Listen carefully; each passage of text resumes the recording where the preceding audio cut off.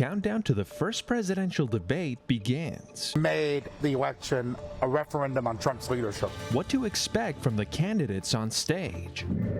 An unusual sight. We see a lot of crazy things happen here. How a diner responded to an empty vehicle floating through water. A neighborhood on alert. Never seen anything like that before here. As several bear sightings were spotted behind yards. And winemakers in California hope for the best this season. 2024 so far is shaping up much the same way. After suffering weather-related problems. These stories and more coming up on Newsbreak. Hello, South Florida. I'm Jason Era. I'm Ana Paula Mayorga. Today's Wednesday, June 26th of 2024. Live from the Lee Kaplan School of Journalism and Media in North Miami, this is Caplin News.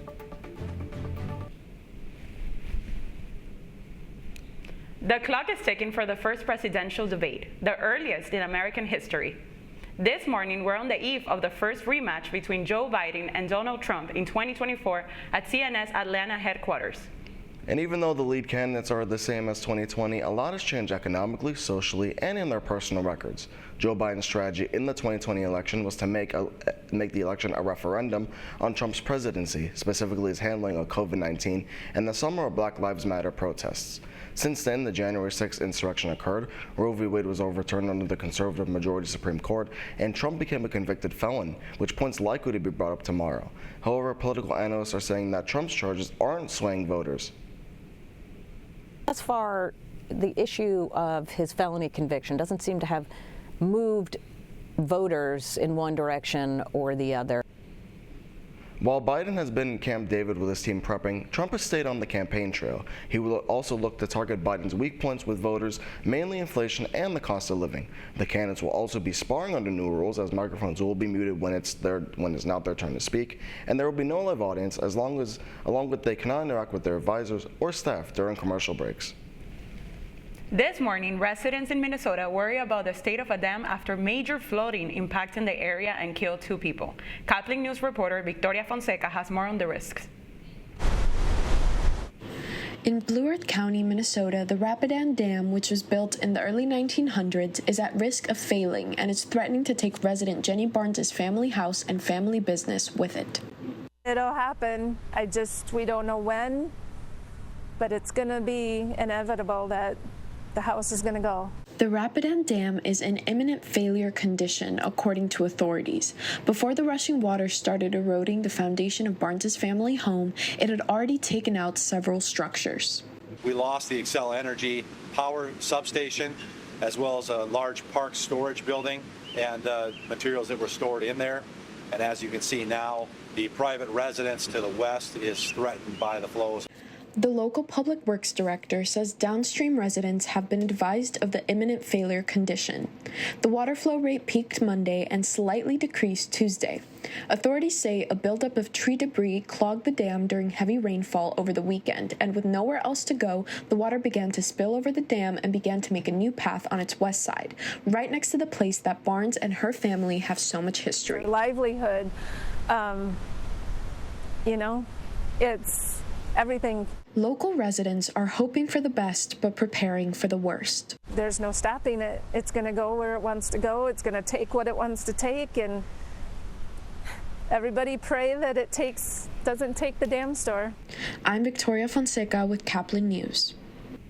The Miami Aquarium likely entering its final chapter this morning following the county filing a lawsuit looking for its eviction off the Virginia Key property. In a joint statement yesterday by Mayor Danielle Levine Cava and District 7 Commissioner Raquel Regalado, who oversees District 7, they said that their main concern was to, quote, ensure the safety and well-being of the hundreds of animals in the aquarium's care, end quote. The aquarium's parent company, Dolphin Company, halted a temporary restraining order against the eviction process when the county assured that it would protect the animals. This morning, lawyers for former President Trump are finished with 3 days of arguments in his classified documents case. Yesterday, the case was held in Fort Pierce to uncover evidence from Trump's Florida residence, but Trump's lawyers argue that warrant does not account for Mar-a-Lago's large size. Trump has pleaded not guilty. Now in Florida, you normally expect to see fish, boats, or even alligators, but a floating car? Customers at a restaurant near Fort Myers called first responders when they unexpectedly saw a red SUV partially underwater. Luckily, the Lee County Sheriff's Office said that the vehicle was empty and the brakes had given out while no one was inside. People were watching and were amazed. A day at the office, let me tell you. I mean, we see a lot of crazy things happen here, but a car floating down the canal is definitely a first. Florida Fish and Wildlife tagged the vehicle for later removal after it glided into the Gulf of Mexico. Residents in Delaware are on high alert after spotting a black bird in the neighborhoods, with some of the birds even going near their homes. As KYW's Madeline Wright reports, the black bird entered the backyard through the fence. Yeah, he came through my fence over here. James Barnett shows me the spot where a black bear came into the backyard of his house on Scottfield Drive in Newark. You can see his little bear claw scratch here, his 4 little claws. It was around 6 o'clock Monday morning. Cell phone video shows the bear walking around a bird feeder after knocking it to the ground. And this is the pole that holds it up. So this anchors all the way in the ground, and he bent it completely over and snapped it. After feasting on nuts and berries, the furry intruder left, not by climbing over the fence, but through it. He pushed the fence down this way to get in that way, and then when he climbed out, he did the same thing this way. Barnett says in the 4 years he's lived here, this is a first. Never seen anything like that before here. I mean, I got foxes and a deer every once in a while, but that's about it. 4 miles away in a different neighborhood, My camera didn't pick up, but I think he came in right there. Rachel DeFilippis had a similar experience. And this is where the video starts of him coming up the steps like this. Surveillance video shows a bear snooping around the back deck of her house on Julie Lane Saturday night. Our dogs didn't even notice that there was a bear on the deck. Like, we had no idea. Newark Police has this advice if you see one. Call us to let us know so we can help to keep people away from it and try and get that bear back into its natural habitat. Back into its natural habitat is where this bear in Barnett's backyard eventually went. It left its calling card behind. Really, it was just a nice experience to see a bear out in the wild. It was a brush with wildlife he says he'll never forget. That was KYW's Madeline Wright. According to the Humane Society, when dealing with a black bear, use bear spray to protect yourself and be loud by yelling and making noise. As the heat continues to be a major problem in South Florida, the CDC is worried about a disease, a mosquito-borne one. It's called dengue and has reported 745 cases nationwide so far this year, the highest it's ever been. If affected, fever-like symptoms take over, but there is a vaccine that exists. Frequent travelers are at most of risk at contracting the disease. A new satellite is in orbit this morning following a blast off from the Kennedy Space Center. NASA live-streamed the launch of the SpaceX Falcon Heavy rocket yesterday, with their 4th and final satellite in the GOES-R series in tow. This satellite was described as the most sophisticated one yet by NOAA, and it will give meteorologists a better ability to provide advanced weather forecasts and warnings. The hot climate is not stopping the Marlins from beating the Kansas City Royals in the series. That's still ahead, and so is the story. But I've had to do it early this year, earlier than I ever have before. Like, we could barely walk through some of the rows.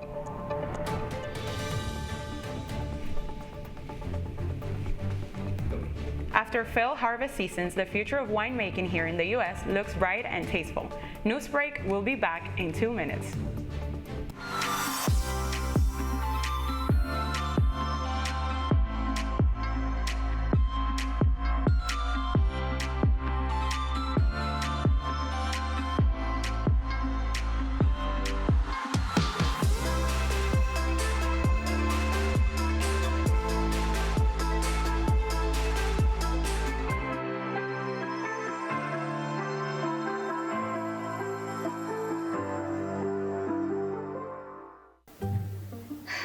I could really use a new tablet. I just don't have the money.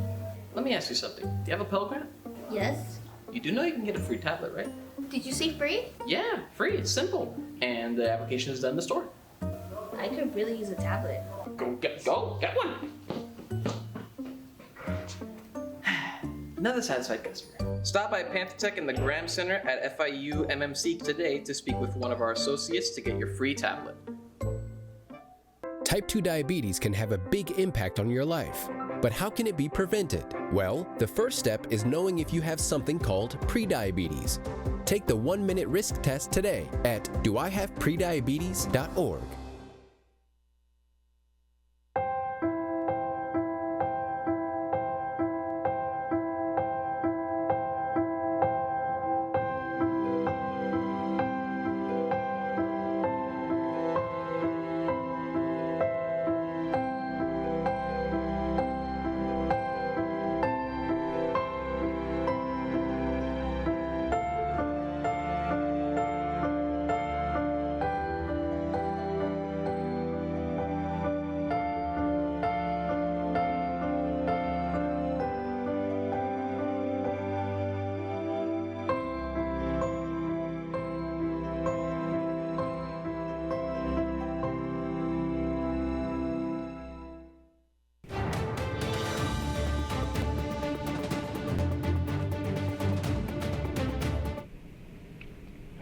There's light at the end of the tunnel for winemakers this upcoming season. Winemakers in California's wine country have had it rough these past few years with factors such as the pandemic, wildfires, and severe weather affecting the harvest season. As KMAX Shelby Riley reports, winemakers are hopeful this harvest season will be the best in a long time.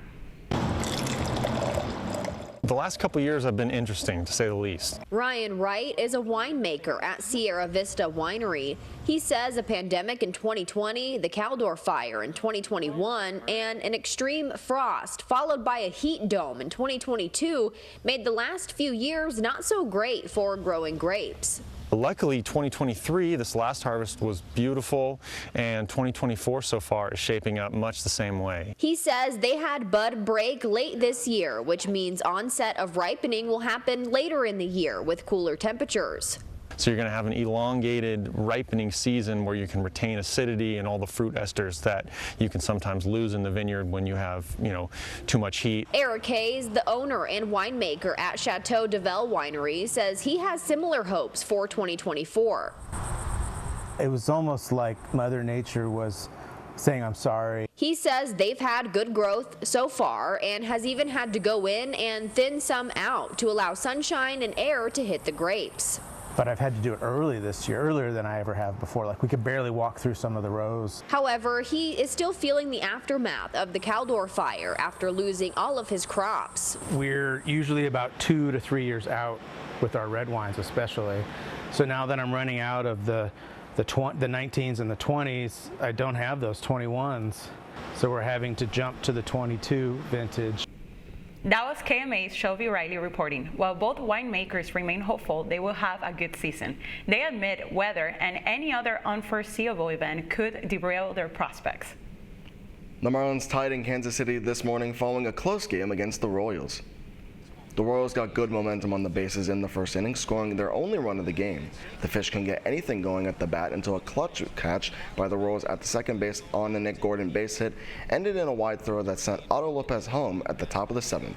Another wild throw from the Royals would allow Gordon to go home later in the inning. The final score was Marlins 2, Royals 1.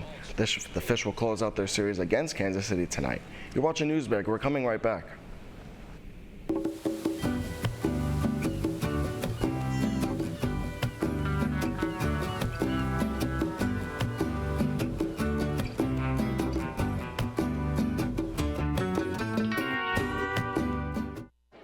The black truck? Hey, Christina from accounting. Yeah, hi. Hey, I used to date a girl named Christina. Oh, really? Yeah, and then she dumped me for my best friend. You want to see some photos of them that I took? I don't. I thought we talked about this, buddy. Buzzed and overshared again? Yeah. Yeah. I'm gonna call a car. That's a smart idea. So yeah, I know, that's why I did it. Hey, you're gonna get back to the top of the mountain. Does that mean I'm gonna get back with Christina? No. Oh. No.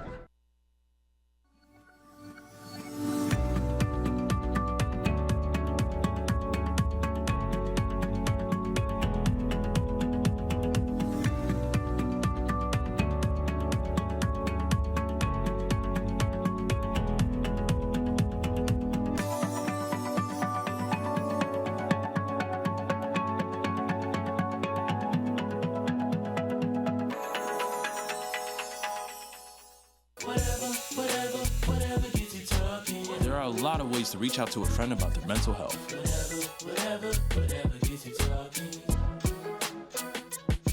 Learn how you can help at seizetheawkward.org. Bill is a family man. He invests his money wisely and provides a good life for his children.